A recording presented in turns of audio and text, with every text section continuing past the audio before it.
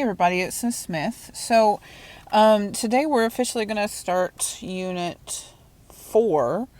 So I want you to write, go ahead and open up to a new page in your notebook, just real nice and big, Unit 4. Now, before we get into the notes for today, I do want to show you a couple of things that I have changed.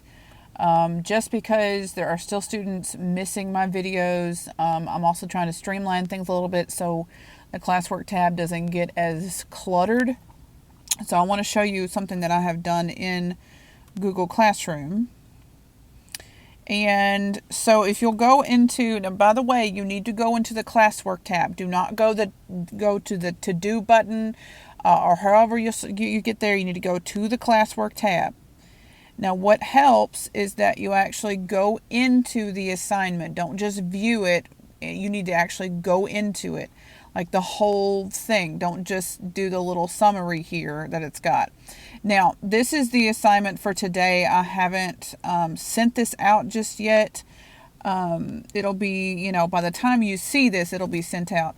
But what I've done is your quiz is no longer going to be in a separate assignment. Your quiz is, I don't think I can use my laser pointer on here. Anyway, the number 4 on this list, there's your quiz. And there, if you look at number 4 on this list, there is an Edulastic link. If you will click on that link, it will take you to Edulastic. You need to sign in with your R Bulldogs account. Now, also something that I'm doing a little differently this time is I'm adding some extra videos that's not just myself. Down at the bottom, like with, this little yellow square is your assignment for today. You also need to take the quiz. It's the other part of your assignment. And then this little, it says Anatomy of a Chemical Equation with the gray triangle next to it. This one here.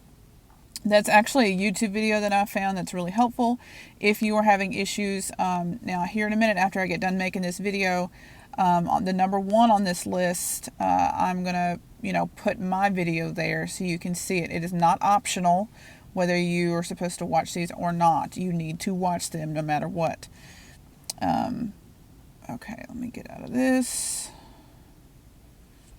Okay, so let's go into our notes for today. Now we are going to start getting into what I like to call real chemistry. So everything that we've done up until this point has been just the basics. How do things work? What is the behavior of different elements and things like that? What we are now doing is what happens when you start putting things together, when you start reacting things. That's what we're getting into now, and it's what we're going to be talking about the rest of the year.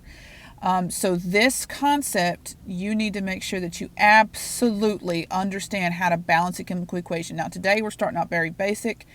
What's the part of a chemical equation? Tomorrow I'm going to show you the types of chemical equations. Then Wednesday and Thursday we'll balance, and we'll do a little bit more balancing next week as well. So let's get into this. I'm trying not to make this video very long, but let's go ahead and let's define a chemical reaction.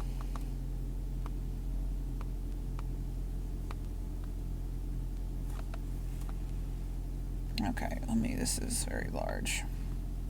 Okay, so a chemical reaction is a reaction. Now, I may abbreviate reaction RXN. That's something that I picked up in college, and I'm having a hard time breaking that habit. But reaction, I'll abbreviate RXN. Reaction in which one or more substances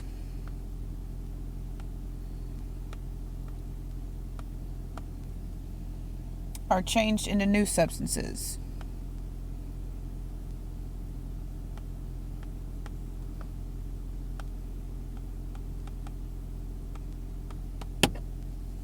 Okay, now, I rotated. The example I would like to use, which is a great example, and you'll see this one over and over, is the production of water. So there's several things that I've done here. So this is a chemical equation. What a chemical equation is a representation of a chemical reaction. So let's go ahead and get the definition for a chemical equation. And then we'll label some parts on this equation.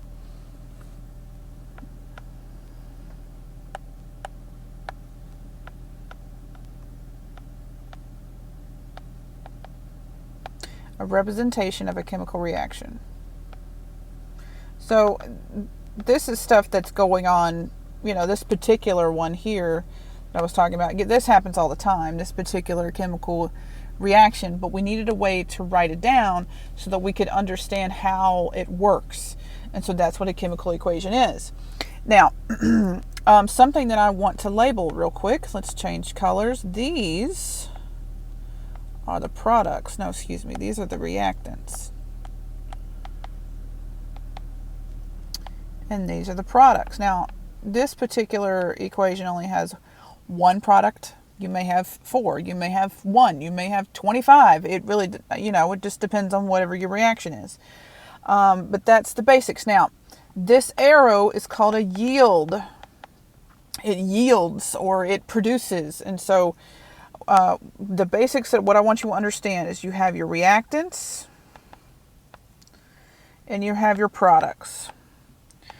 And depending on what side of the arrow it's on, if the left side of a single-sided arrow, because sometimes there's arrows that look like this, and that's called an equilibrium reaction, and so the reaction can go in both directions. But when you have an arrow that looks like this, it only goes in one direction. So what you start with are your reactants, what you end with are your products. Now, so this is produced. But it's called a yield symbol, and so today in your assignments it'll be labeled as yield. Now, something that I want to mention, and I'm not necessarily going to write this down, is the law of conservation of mass. Basically what this is mass can neither be created nor destroyed, so basically whatever happens here will eventually be over here. And so that's the whole premise of balancing equations. We will get to that in a couple of days, so that's why I'm not writing it down right now. Now, a couple more symbols that you need to know. If you see a plus sign, that is how to separate things. Okay? It literally means plus. You add them. You react them. Okay? If you see an S, that means a solid. And there will be in parentheses. If you see an L, and that is a cursive L, that stands for liquid. If you see a G, that means a gas. If you see something called AQ, that's aqueous. Let's see if I can spell this correctly. Aqueous. Yeah, okay. All aqueous means that you normally see that with acids. It means it's something that's dissolved in water. That's all that really is. A couple other things that you may see is if you see an arrow with the word heat over it, that means that you needed heat. For the reaction to actually happen, you had to set it on fire or get it really hot, and sometimes that does happen. If you see an arrow with the word light over it, it means that you needed light. If you see the word ELEC, that means you need electricity to make it happen. Excuse me.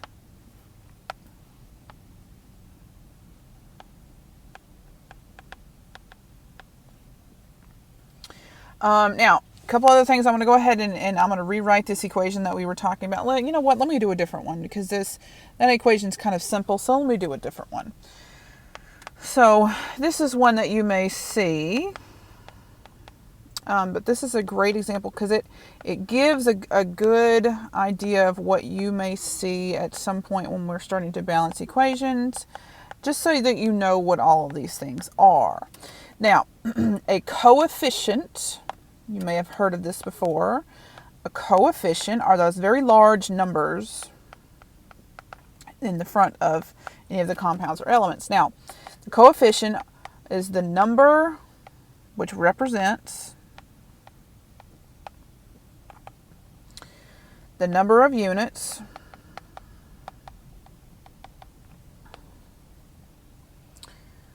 of each substance in a reaction.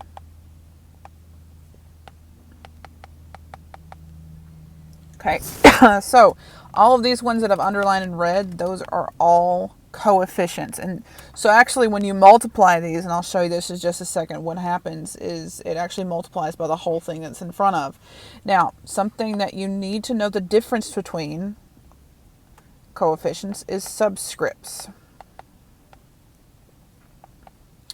So that is the number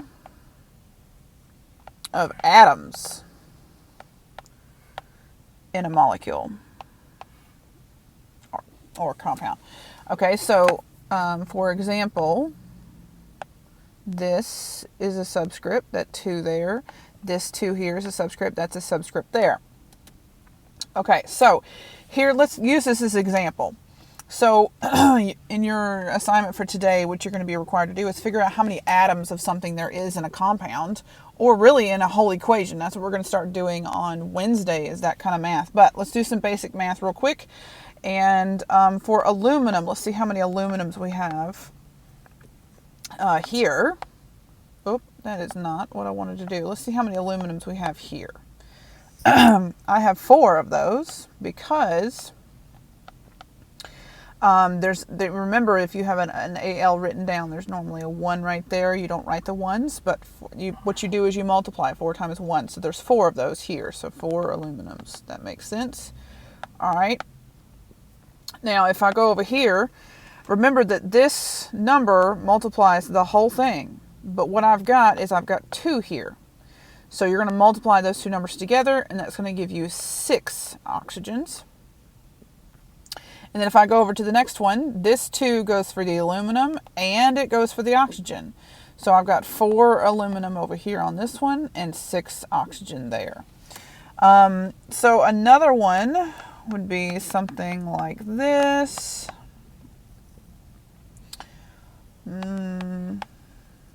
That'll be something good. And let's say that there was a 4 out front. So this is a great example. This one's actually pretty tough, okay? So what you would do is, I would actually myself, what I would do is multiply this one first and, get whatever's going on in here and then multiply it by the 4. So basically I'm going to rewrite this to N2H8. Now I can bring in that 4. Because remember, this 4 goes here and the 4 goes here. So that'll be N8H. Let's see, 4 times H is 32. Okay, so now I did this section. I now can do this one. So that would be 4 carbons and 12 oxygens. Okay. I know that one was a little rough, so let's do a different one. So if I have something like this, and let's say I have a 2 out front.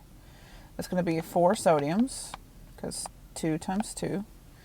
And that's going to be 2 sulfurs, because there's a 1 there. And that'll be 8 oxygens. Okay. If you're confused, if you're having issues, remember I did post some extra videos on the assignment today. If you're still confused and you still need answers to your questions, you know where to find me. Have a great day.